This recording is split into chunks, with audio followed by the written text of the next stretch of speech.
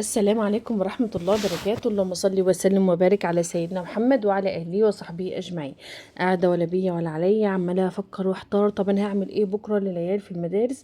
قلت بس خلاص الساعة بقت 11:30 بالليل. تعالوا بقى أنا أقول لكم فكرة جديدة. لو أنت معاكي بطاطساية وكمان رغيف عيش، هقول لك على أكلة جميلة جدا، سندوتشات للمدارس. هتلاقي هتعملها غدا، هتعملها فطار، هتعملها كل حاجة تنفع معاك.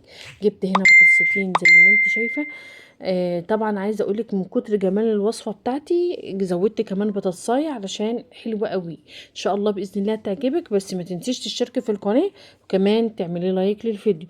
جبت البطاطس زي ما انت شايفه كده وقطعتها صغير. بصوا يا جماعه، لما تيجي تشتري البطاطس في قلب السوق، هات البطاطس اللي هي القرعه اللي هي عامله زي البيضه كده. عايزه اقولك دي بتبقى تحفه جدا جدا في السليق بتاعها، بجد جميله قوي قوي، هتعجبك وبتبقى مسكره. ممكن تجيب اللي هي منوزغة حمرا دي، مفيش مشكلة، بس بصي اللي هي البيضة او القرعة دي هتلاقيها بيضة كده خالص او قرعة. عايزة اقولك بتبقى طعمها تحفة مسكرة كده لوحدها. جبت الحلة بتاعتي حطيتها على النار، وحطيت الكمية بتاعتي بتاعت البطاطس. طبعا انا حطيت البطاطس زي ما انتوا شايفين، وبعد كده هزودها كمان شوية من المية. لقيت المية قليلة، قلت لا انا هزود كمان شوية.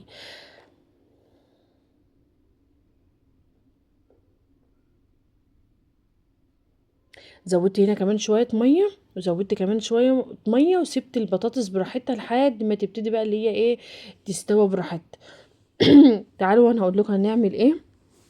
ما شاء الله ما شاء الله، الوصفة دي من جمالها هتفضلي تعمليها على طول، لان سهلة، اقتصادية، موفرة، مفيهاش لحوم، ما فيهاش فراخ، ما فيهاش تعقيدات، ما فيش، بصي سهلة جدا.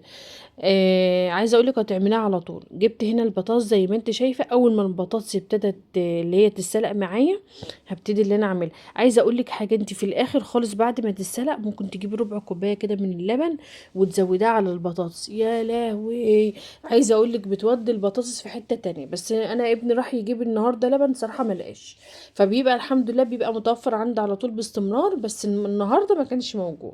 جبت البطاطس، حطيت بقى 7 بهارات انا بجيبها دايما يا جماعه من طنطا عند كمال سرور. عايزه اقول لك الناس بقى اللي من طنطا وعارفين كمال سرور يعملوا لي لايك في الفيديو. وحطيت شويه من الكمون، شويه من الكزبره. ال7 بهارات بتاعته دي بتبقى بصي، يعني الناس اللي حواليهم سبحان الله ما يعني بيبيعوا زيه كده، بس لا بتاعته كده بتبقى ليها نكهة وبيبقى لها طعم، بجد حلوة قوي. حطيت شوية من الكمون، شوية من الكزبرة، وكمان شوية من الملح اللي هو المبهر. الملح ده يا جماعة انا بجيبه مثلا، بحط كيس ملح واحط معلقة من الكزبرة، معلقة من الكمون، معلقة من الفلفل الاسود كده يعني، وبرجه كله مع بعضه. واول ما يخلص معايا بعمل حاجة جديدة. البطاطس بقى عايزه اقول لك المفروض اللي انا كنت حطيت في قلب الطبق وعملته وهرسته.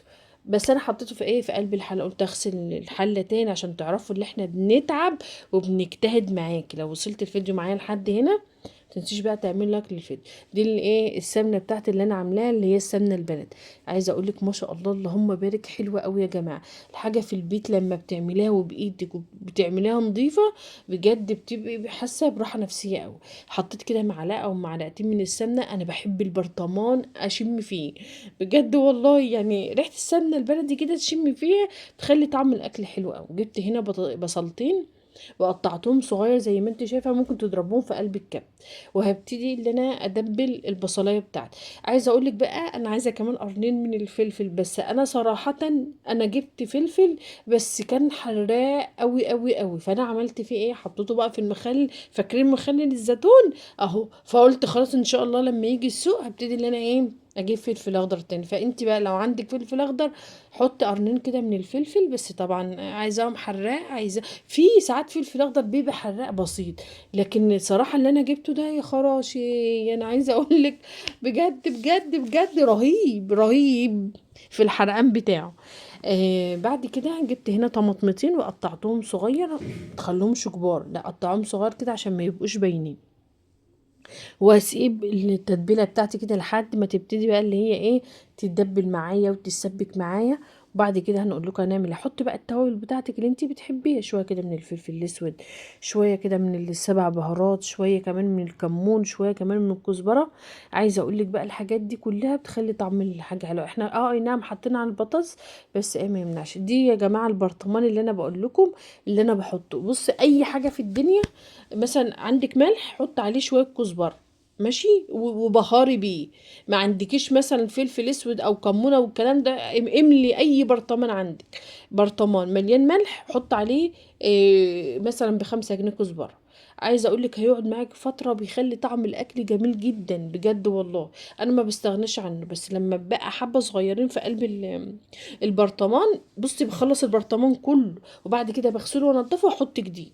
فاهماني؟ حتى لو حبه صغيرين مش مش بغسل البرطمان اللي بعمله. بعد كده حطيت كمان شويه من الزيت، وهبتدي بقى اللي انا ايه اقلب كله مع بعضه بقى. عايزه اقول لك بقى انا قالت لك البطاطس دي في حته تانية خالص، مش اكنك بتاكلي بطاطس بيضه، لا اكنك بتاكلي بطاطس متبله معاكي.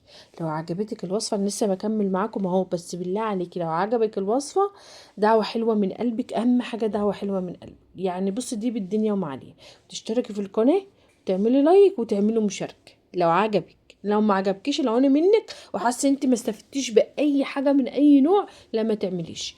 المهم جبت بقى الايه العيش اللي انتوا شايفينه ده، انا جايباه عيش سياحي.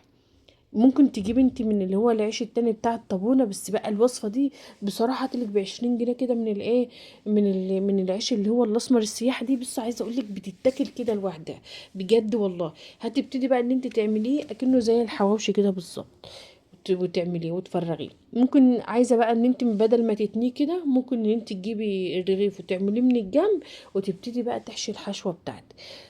بعد ما تحشي الحشوه بتاعتك طبعا ايه هتحطي بقى في الجنب كده شويه من الجبنه الموزاريلا عليه. بس طبعا ايه انا عايزه اقول لك بقى التسويه بتاعتها بقى من الله، بقى من الله. انت ممكن تجيبي صينيه وتحط فيها شويه كده ايه يعني تحط شويه زيت على الوش كده بالرغيف، او من تحت تحطها على درجه حراره 200 في قلب الفرن.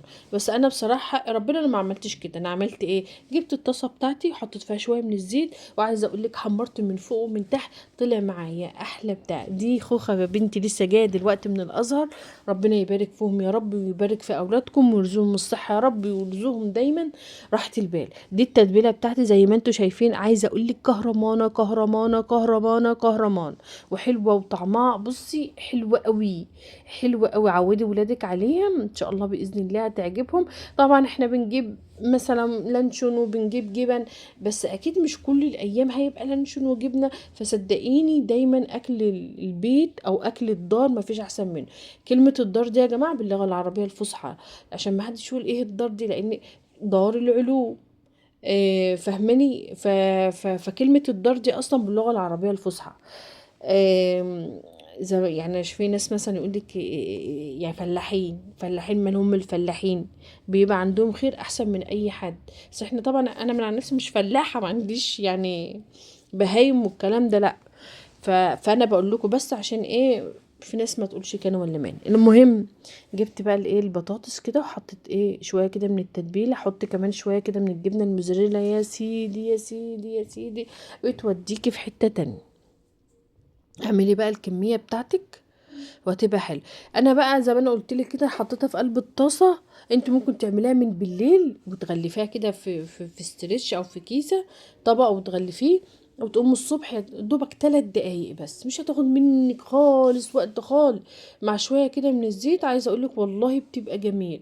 حطها في اللانش بوكس العيال. عايزه اللي انت تعمليها اخر لغدا، شوفي ما شاء الله جميله، بتمشي معاك مع شويه ليمون، مش عايزه اي حاجه جنبها. تمشي معاك فطار، تمشي معاك عشاء. لانش بوكس لاي فطار وغدا وعشاء. بصي لو عزومات، لو اي حد جاي لك على فجأة كده، ممكن تعملها سندوتشات بسيطة هتعجبك. يا رب الفيديو بتاع النهارده يكون عجبكم واستفدتوا منه لو بحاجة بسيطة. لو عجبك بقى الفيديو ما تنسيش تشتركي في القناة وتعملوا لايك، والسلام عليكم ورحمة الله.